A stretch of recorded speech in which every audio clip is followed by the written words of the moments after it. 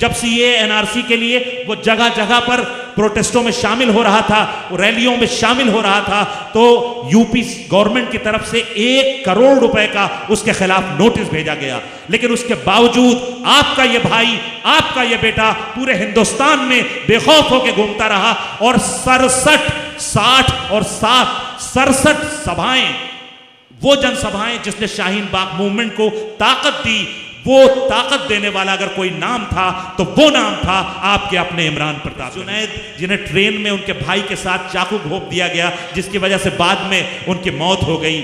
उमर खान, रकबर, इन सब की कितनी ज्यादा बढ़ चढ़ के माली मदद की, उन पर नज़में कह करके पूरे हिंदुस्तान में जगह जगह लोगों के उनके दर्द में शरीक किया, वो नाम इमरान प्रतापगढ़ी का था।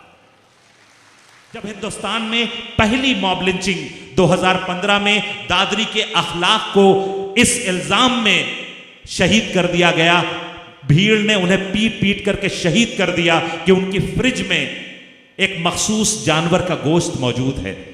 उस वक्त जो सबसे पहली आवाज सियासी या किसी भी तरह की ताकत उनके पास उस वक्त नहीं थी, लेकिन उसके बावजूद दिल्ली के एक वीआईपी मुशायरे में उन्होंने उस अखलाक की बेटी के नाम से, साजिदा के नाम से एक जज्बाती नज्म पढ़ी और उसका नतीजा यह था कि वहां मौजूद एक क्या हिंदू क्या मुसलमान, हर शख्स की आंखों में आंसू थे।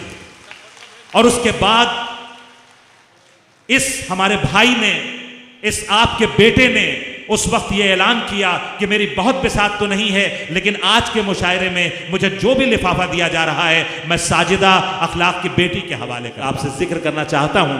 एक सवाल, जो लोग इमरान प्रतापगढ़ी साहब से मोहब्बत रखते हैं वो सब इस सवाल का जवाब जानते हैं, लेकिन उसके अलावा कुछ लोग ऐसे हैं जो अक्सर ये सवाल हमसे और आपसे करते हैं कि आखिर ऐसा क्या है इमरान प्रतापगढ़ी में कि जब वो कहीं आते हैं तो हजारों हजार का मजमा उन्हें देखने के लिए, उनकी एक झलक पाने के लिए, उनसे हाथ मिलाने के लिए, उन्हें सुनने के लिए बेताब रहता है।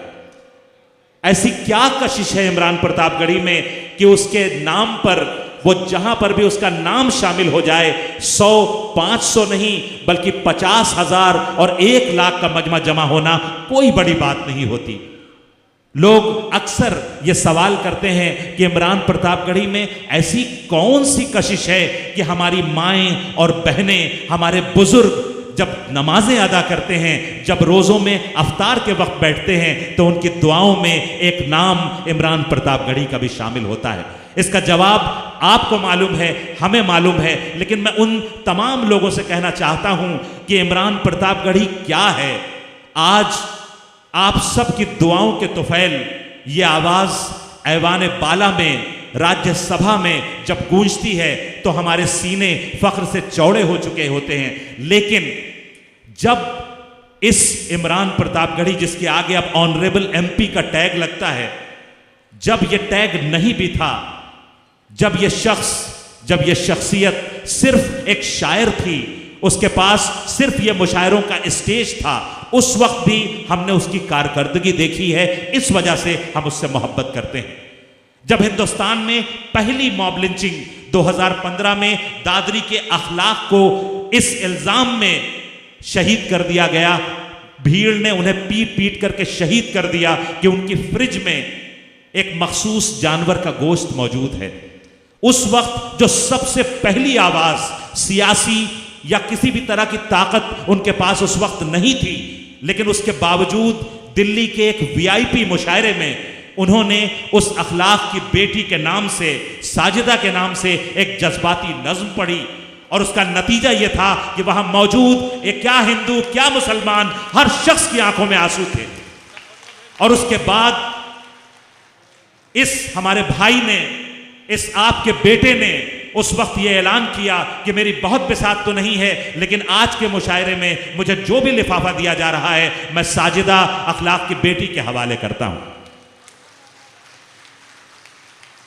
तो भला क्यों हम उसके लिए दीवाने न हों, जब उसके बाद पहलू खान के साथ वही मॉब लिंचिंग वही उसके साथ उन्हें शहीद कर दिया गया, तो उसकी बूढ़ी मां के आंसू पोंछने के लिए जो पहला शख्स अपना कंधा जिसने पेश किया, जिसने उस बूढ़ी मां के आंसू पोंछे, वो नाम था इमरान प्रतापगढ़ी का।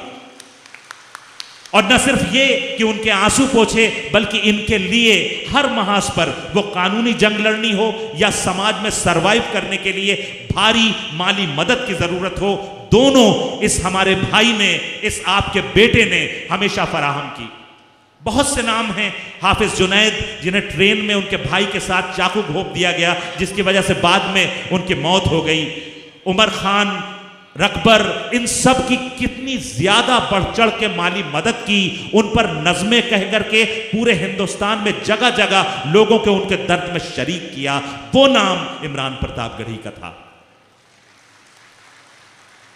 जब आप ही के जामताड़ा के तबरेज अंसारी को लिंच किया गया, उस पर इल्जाम लगा करके झूठा, और उससे नारे लगवाए गए, तो जो पहला शख्स पूरे हिंदुस्तान में, जो पहली आवाज आपके उस झारखंड के उस मजलूम के लिए गूंजी, वो आवाज थी इमरान प्रतापगढ़ी की। जेएनयू के नजीब को जब आप सब अहले नजर हैं, आपको पता है नजीब के साथ क्या क्या गुजरा। जब नजीब गायब हुआ तो उसके मां के आंसुओं को अपनी नज्म में इस खूबसूरती से पिरोने वाला शायर कि हम सब के दिलों में वो नज्म बसती है। आप सबको उसके मिसरे याद हैं, वो नज्म रचने वाला, और उस जुनैद के लिए पूरे हिंदुस्तान में जगह जगह उस शख्स के लिए जगह जगह प्रोटेस्ट करने वाला शायर, हमारा अपना, हमारा भाई, हमारा बेटा, यही इमरान प्रतापगढ़ी। जब इसने सीए एनआरसी के लिए इमरान प्रतापगढ़ी ने हैदराबाद में जाकर लोगों को झिझोड़ा, उनके जमीर को जगाने की कोशिश की, और यह कहा कि मुझे बड़ा अफसोस हो रहा है कि इस हैदराबाद में शाहीन बाग क्यों नहीं है, इसकी पादाश में उस पर एफआईआर की गई। जब सीए एनआरसी के लिए वो जगह जगह पर प्रोटेस्टों में शामिल हो रहा था, रैलियों में शामिल हो रहा था, तो यूपी गवर्नमेंट की तरफ से 1 करोड़ रुपए का उसके खिलाफ नोटिस भेजा गया। लेकिन उसके बावजूद आपका ये भाई, आपका ये बेटा पूरे हिंदुस्तान में बेखौफ होकर घूमता रहा, और 67, 60 और 67 सभाएं, वो जनसभाएं जिसने शाहीन बाग मूवमेंट को ताकत दी, वो ताकत देने वाला अगर कोई नाम था तो वो नाम था आपके अपने इमरान प्रतापगढ़ी का। और ये सब उस वक्त हो रहा था जब उसके पास कोई ताकत नहीं थी, और जब से वो सियासत में हैं, आप यकीन करें कि एक शख्स का ख्वाब होता है कि वो एमपी, मेंबर ऑफ पार्लियामेंट कभी बन जाए, और जब वो बन जाता है तो उसकी जिंदगी में एक ठहराव आ जाता है। मेरी खुशनसीबी है कि इमरान प्रतापगढ़ी साहब मुझे दोस्त रखते हैं, आपके घर तक मेरी रसाई है, जाना आना रहता है। आप यकीन करें, ये शख्स, इसे मैंने उस पहले तो फिर भी कुछ आराम करते देखा है, लेकिन जब से उसने सियासत में कदम रखे हैं, जब से राहुल गांधी जी ने, माननीय राहुल गांधी जी ने उन्हें यह जिम्मेदारी दी है राज्यसभा की, तब से ये शख्स कब सोता है, कब आराम करता है, किस वक्त ये अपने जिस्म को सुकून देता है, मुझे समझ में नहीं आता। मुझे याद आते हैं तेलंगाना के इलेक्शंस, जिसे अपनी अना का मसला बना लिया था हमारे भाई ने, इमरान प्रतापगढ़ी साहब ने। रात दिन डॉक्टर ने आपको सख्ती से मना कर दिया था कि आप न निकलें, आपके ड्रिप के वो लगा हुआ था और वीगो, और उसके बाद वो रात में आकर के ग्लूकोज चढ़वाते थे, दवाएं लेते थे, और दिन भर रैलियां करते थे, लोगों को झिझोड़ते थे। और उसका नतीजा ये है कि आज तेलंगाना में हम देख रहे हैं कि हमारी नफरतों की वो सरकार हट गई है, और अब उसकी जगह मोहब्बतों के लोग वहां पर काबिज हुए हैं। मैं बहुत कुछ इनके बारे में बता सकता हूं, बस एक बात मैं माफी चाहता हूं इमरान प्रतापगढ़ी साहब से जो कहने जा रहा हूं, क्योंकि कई काम हैं जो वो बहुत खुफिया, मैं उसी का जिक्र करने जा रहा था। सीमांचल के हमारे भाई यहां पर मौजूद हैं। मैं एक बात आपको और बताता चलूं कि सीमांचल में जब बाढ़ आई और जिससे हजारों और लाखों लोग मुतासिर हुए, हुकूमत बाद में वहां पर आई है। सबसे पहला शख्स जो अपनी झोली में जो कुछ उसके पास था वो लेकर के माली मदद हाजिर हुआ और लोगों के आंसू पोंछे सीमांचल के बाढ़ पीड़ितों के, वो शख्स था यही आपका इमरान प्रतापगढ़ी। और एक आखिरी बात वो मैं गुजारिश कर दूं आपसे, जो बहुत कम लोग, जो बहुत खास, यहाँ पर सुशील भाई बैठे हुए हैं, शमीम भाई बैठे हुए हैं, गिनती के कुछ लोग हैं, जीनल साहिबा हैं, ये हम लोग शायद जानते हैं, उसके सिवा कम लोग जानते हैं कि न जाने कितने लोग हैं जो हिंदू और मुसलमान की तखसीस के बगैर, न जाने कितने लोग हैं जो इलाज के लिए दिल्ली आते हैं और उनकी किस तरह से इमरान प्रतापगढ़ी, ये आपका भाई, आपका बेटा मदद करता है। और न जाने कितने ऐसे बच्चे हैं कि जिनकी पढ़ाई का खर्च आपका यही भाई, आपका यही बेटा उठा रहा है।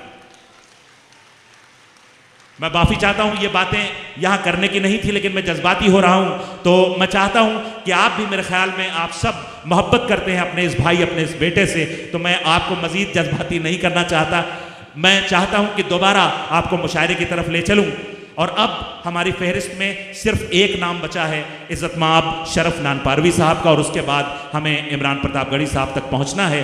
मैं आप सब से इजाज़त चाहता हूं कि 2-3 शेर की अगर इजाज़त दे दें तो मैं बतौर शायर सिर्फ 2-3 शेर आपको सुना दें, लेकिन उसके लिए अगर पुरजोर आप तालियां बजा दें। जी, मैं सिर्फ एक से 1.5 मिनट लूंगा। भैया कैमरा सेट करके बैठ जाओ, इस वक्त इन सब का महबूब इनकी निगाहों के सामने है, ये जरा सी भी आड़ बर्दाश्त न करेंगे। जिंदाबाद, धन्यवाद। मैं चंद शेर आपकी खिदमत में पेश कर देता हूं। मोहतरम इमरान प्रतापगढ़ी साहब से इजाजत, मोहतरम गुड्डू साहब से इजाजत। एक मतलब पेश करता हूं कि हमारे इसी बस 1.5 मिनट मैं अपना काम करके मैं वापस अपने काम पे जाऊंगा। उस 1.5 मिनट मुझे मोहब्बतों से नवाज दीजिएगा कि मुझे लगे कि मैं धनबाद से होकर आ रहा हूं और धन्य होकर जा रहा हूं। पेश करता हूं, गुजारिश करता हूं कि एक बार मुझे इजाजत दे दें। बहुत शुक्रिया भाई। यहां पर जो साथी खड़े हैं, आपकी भी, मैं आपको भी सलाम करता हूं। मतलब पेश करता हूं कि हमारे मुंह पे उड़ाता हुआ वो धूल गया। क्या बात है। हमारे मुंह पे उड़ाता हुआ वो धूल गया, हम ही ने चलना सिखाया, हम ही को भूल गया। क्या बात है, वाह, बहुत खूब। हमारे मुंह पे उड़ाता हुआ वो धूल गया, हम ही ने चलना सिखाया, हम ही को भूल गया। और यहां नौजवानों की बड़ी तादाद है, 2 मिसरे उनकी नजर। हम ही ने चलना सिखाया, हम ही को भूल गया, ना आप आए न अपनी कोई खबर भेजी, न आप आए न अपनी कोई खबर भेजी, ये दिन भी पिछले दिनों की तरह फजूल गया। क्या बात है, वाह वाह वाह वाह। बहुत शुक्रिया। और 4 मिसरे ये आखिरी और मुलाजा कर लें कि न कर, हरगिज न कर ये गुफ्तगू अच्छा नहीं लगता, न कर हरगिज न कर ये गुफ्तगू अच्छा नहीं लगता, वफा का जिक्र मेरे रूबरू अच्छा नहीं लगता। चौथे मिसरे पर आप सबकी एक शख्स खामोश न रहे और मुझे मोहब्बतों के साथ विदा करे कि न कर, हरगिज न कर ये गुफ्तगू अच्छा नहीं लगता, वफा का जिक्र मेरे रूबरू अच्छा नहीं लगता। इजाजत हो अगर तो सर मैं अपना खुद कलम कर लूं, तुम्हारी आस्तीनों पर लहू अच्छा नहीं लगता। वाह वाह वाह वाह मारूफ साहब, बहुत खूब, वाह। ये शेर फिर से पढ़िए। मोहतरम मुकाम इज़्ज़त माब इमरान प्रतापगढ़ी साहब का हुक्म है कि मैं 4 मिसरे दोबारा पढ़ दूं। मेरे लिए बड़े ही सादत की बात है, मैं पेश कर रहा हूं। और आपको इस बात का भी मान रखना है कि आपके महबूब ने इन मिसरों की फरमाइश की है। मैं पढ़ता हूं कि न कर, हरगिज न कर ये गुफ्तगू अच्छा नहीं लगता, वफा का जिक्र मेरे रूबरू अच्छा नहीं लगता। इजाजत हो अगर तो सर मैं अपना खुद कलम कर लूं, तुम्हारी आस्तीनों पर लहू अच्छा नहीं लगता। बहुत खूब मारूफ, बहुत बहुत शुक्रिया, बड़ी मोहब्बतें। और मैं अब चाहता हूं अपने उस बुजुर्ग को आवाज दूं। गजल का एक अपना एक लहजा है जो मीर तकी मीर से लेकर गालिब तक और वहां से जिगर से लेकर खुमार तक चला आया है।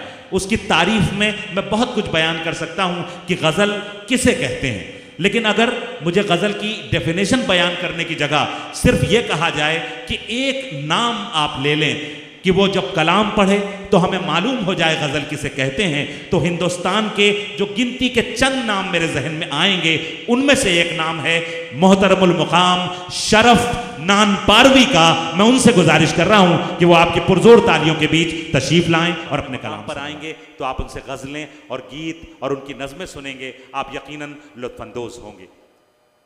हज़रात गिरामी, अब मैं चाहता हूं कि एक ऐसे शायर से आपकी मुलाकात कराऊं जिसका ताल्लुक सीमांचल के किशनगंज से है।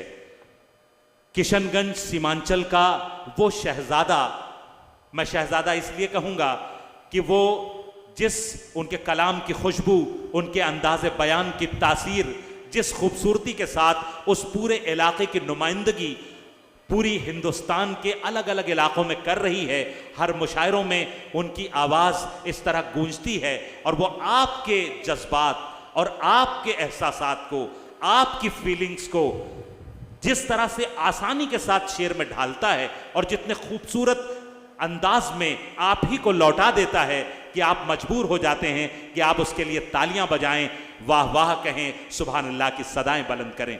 वो मेरा छोटा भाई है, मैं उसकी तारीफ में बहुत कुछ कह सकता हूं, लेकिन मैं सिर्फ उसे आवाज दूंगा, वो पहला मिसरा पढ़ेगा और आप उसके साथ एक खूबसूरत सफर पर निकल पड़ेंगे। लेकिन उसकी अगवानी में मैं चाहता हूं कि एक बार पुरजोर इस्तकबाल फरमाएं भाई तबरेज हाशमी से। मैं गुजारिश कर रहा हूं कि वो माइक पर तशरीफ लाएं और अपने कलाम से नवाजें। तालियां थोड़ी सी कमजोर हैं, अगर थोड़ा सा आप और तालियां बजाएंगे तो हिम्मत मिलेगी हमारे शायर को। पीछे के हिस्से से खास तौर से गुजारिश है, थोड़ा सा जिंदगी का सबूत दें भाई तबरेज हाशमी।